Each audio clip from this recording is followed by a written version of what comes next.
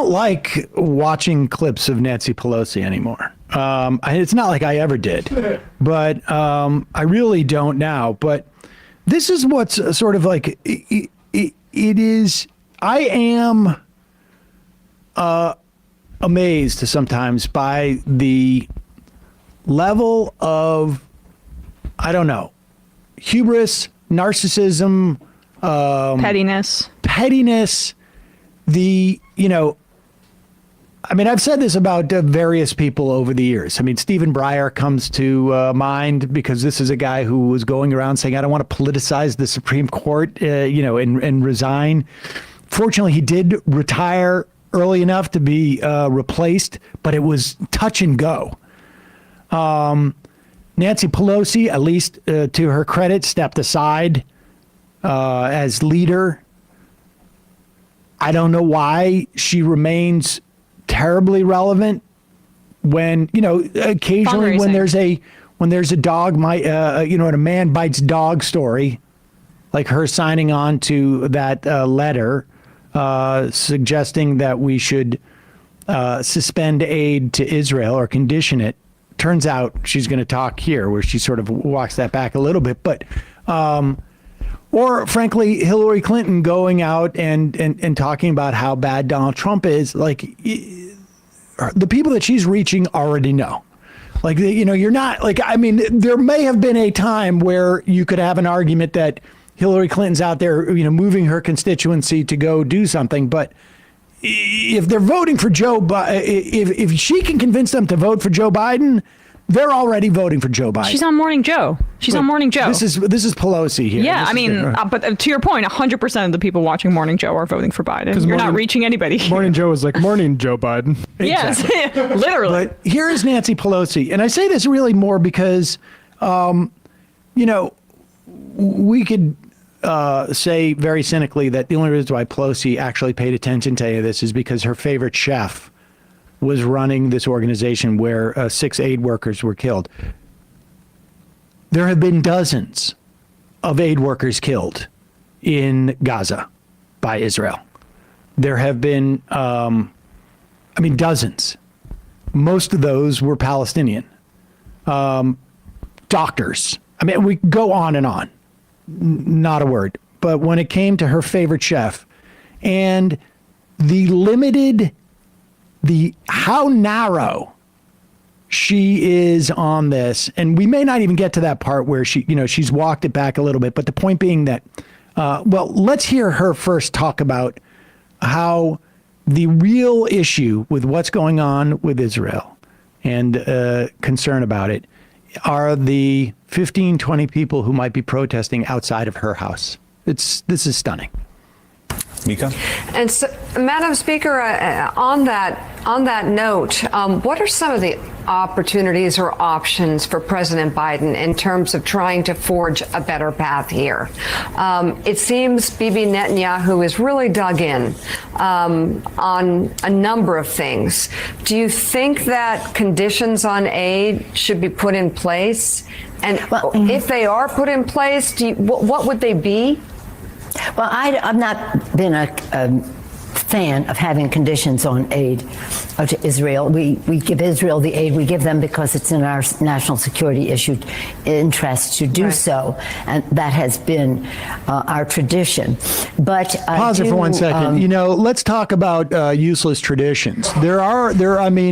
It's a tradition. I don't think the point of being in the national security interest is a tradition. And we're not talking about the traditional aid that we give Israel. We're talking about supplemental aid to the tune of 5 or 6 or 7 or 8 or 9 times what we give them annually. And that is so that they can continue to wage war. Right now, we are supposedly waiting for Iran to respond to Israel's attack on their consulate. First of all, international rules-based order, so far out the window, it's unbelievable. And supposedly for the first 3 years of the Biden administration, it was in the U.S. national security interest to uphold the international rules-based order. As it related to Ukraine, too. That was a big part of the core brand. Hugely. Which is now out the window. And in fact, he looks extremely hypocritical and weak on top of it. And not just to us, I mean, to the world, as they become increasingly less willing to participate in what Israel is doing. But the idea that our national security is being enhanced by allowing Israel to go and bomb consulates, to attempt time after time after time to expand this to a regional war is just absurd. It's just absurd. And the fact that she has to say it's a tradition is just, it's amazing. Like turkey on Thanksgiving. It's amazing. Watching the Cowboys. Go ahead. And that has been our tradition. But I do, the president has not said if they cross the red line in Rafah what he would do. But I'll tell you what he has been doing. And people should know this, and especially try to say this to all the people in front of my house in the middle of the night and the rest. The president has been advocating for humanitarian assistance to the Palestinians. The Republicans in the House of Representatives have held it up. And yet, to hear these people go out there and say, oh, genocide, Joe, all that, not to repeat what they say, but nonetheless, he's the one who's been advocating for it. The Can you House pause of it? I'm sorry. Representatives. So the aid to Palestinians is also tied to, I'm not sure about the status of the negotiations, but in the weeks prior, it was also tied to billions and billions of dollars more aid to Israel. Oh, but let's also, I mean, that is like a third or, first of all, they cut the UNRWA funding. Yep. This is the expert organization run by a former U.S. military person that provides aid, the primary source of aid, distribution and support. The Biden administration suggested that. They put it in the bill that the Democrats passed. But we're so far afield from even the original question because she had to bring this to the protesters out in front of her house. But that's what she keeps talking about. And to your point about it being petty, I mean, she can't, it's, even when she's making the right decision on aid to Israel, it's about her petty personal friendship with Andres. And now this is about the protesters in front of her house. Yes, he's the one who's been advocating for it. The House of Representatives has held that up, as you know. But in addition to that, one of the plans that they put forth to give aid to Ukraine has no humanitarian assistance. So there has to be some recognition of what is holding up this assistance to the Palestinians, because, I mean, humanity, as Jose keeps saying, we've got to support humanity in all of this. So I can't really answer that except to say what our law is, that if we give you assistance, you cannot interfere with our giving humanitarian assistance to for this same geographic area. I would hope that Netanyahu, I mean, he's only interested in his own political survival. Does that sound familiar? And that's just the way it's been. Okay, it's a tragedy. I mean, I apologize to you and to me for bringing up, for playing this clip. I mean, she's completely incoherent. But the reason why people are protesting out in front of her house is not because the pittance of humanitarian aid that the U.S. is primed to do, but is the broader context in which you cut aid to UNRWA and you continue to provide those weapons against U.S. law, as she just stated, and the idea that aid is not even getting there now. The reason why people are protesting is because Biden is not using the power he has as the president of the United States and the primary source of military aid to Israel. A former senior official in the Biden administration, Jeremy Condike, a former senior official in the Biden administration. I repeat that twice so that you know that he's not part of Hamas. is now president of the Refugees International Aid Advocacy Organization.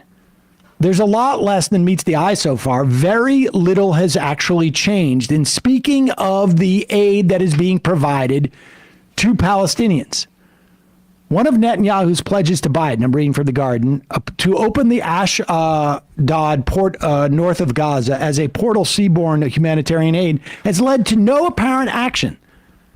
That's according to the Israel N12 channel. That is also not run by Hamas. It is run by within Israel. It reported that none of the Israeli Defense Forces, Israel's coordinator of government activities and territories, nor the Ashdod port authorities have so far received instructions about opening the facility to shipments bound for Gaza. Israel officials had been promising the U.S. counterparts for weeks that a crossing point would be open into northern Gaza, where starvation is the most severe. It would either be at Eretz, which was the main border point before the war, or a new site. But no decision was made, however, until Wednesday, 6 days after the Biden-Netanyahu call, when the defense minister said construction had begun on a new crossing, because they don't want to use the old crossing because it exists. Aid officials say the amount of food getting to the coastal strip is far short of what's needed to fend off an impending famine, particularly in the north. On Wednesday, Samantha Power. Hamas? Nope. Turns out she's the head of the U.S. Humanitarian and Development Aid Agency, USAID, became the first American official to confirm publicly that famine had already got a grip in at least some parts of Gaza. Yep. So famine's already occurring there. She was asked by Joaquin Castro at a hearing. Good on Castro. Yeah, that is, yes, she replied. The independent assessment, known as the Integrated Food Security Phase Classification, uses three main criteria: the number of households facing extreme lack of food, the number of children suffering from acute malnutrition, and the number of adult deaths due to starvation or the combination of disease and starvation. The IPC report in March found two of the three benchmarks had already been reached or exceeded. And now Power says the third threshold was difficult to access. More data was needed, but expected it to be reached imminently. And this is the way that famines go. They creep up, they creep up, they creep up, and then all of a sudden you hit a threshold where there's just no way for you to get enough food in to prevent thousands of deaths from starvation. And let alone the thousands of people whose bodies and, health will never recover. These Palestinians will face the implications of this, even those who have access to some food, for the rest of their lives. Maimed for life. Yep. And we didn't even get to the part in the clip where Pelosi says that the protesters outside of her house are working for Russia. She repeated that, the same thing, or alludes to it. She goes, saying, I know all the people in San Francisco. I don't recognize these folks. Just to your point, Sam, it just gives you a sense of for these very powerful people have some of the most limited sources of information that are provided to them in ways that are astounding to me. I don't think we can fully really grasp it. I mean, that's why the Andres thing is what moved her. And then, she's working backwards from just complete Russian conspiracy theories about anti-war protesters in the United States, or if it's China that are funding them or whatever. I mean, that kind of claim should be met with the same derision that all these Republican QAnon conspiracy theories are, to be honest with you. I have no doubt that Putin is very happy about this. But what is giving Putin an advantage is not the dozen of people or 2 dozen or even 3 dozen. In fact, there could be Her commute is going to be 15 minutes longer now. Hundreds of people could be protesting outside of Nancy Pelosi's house 24/7. And the idea that Putin would be focusing on that, as opposed to the fact that Joe Biden is hell-bent upon allowing Israel to literally starve a population to death, never mind bomb a population to death. That is going to provide an incalculable amount more benefit to Putin than some people protesting out in front of Nancy Pelosi's house. I can assure you. Like Putin could send protesters to literally surround her every second of the day, and it wouldn't provide the benefit that 1 day's worth of Biden continuing this policy does. But Putin's probably like Netanyahu, keep this up. Yeah. Draw the U.S. into a broader regional war by bombing Iran, an Iranian consulate. That's what benefits him. But I know I sent that to Sam last night. I said, this will get your blood boiling. God, and mission accomplished. Mission accomplished.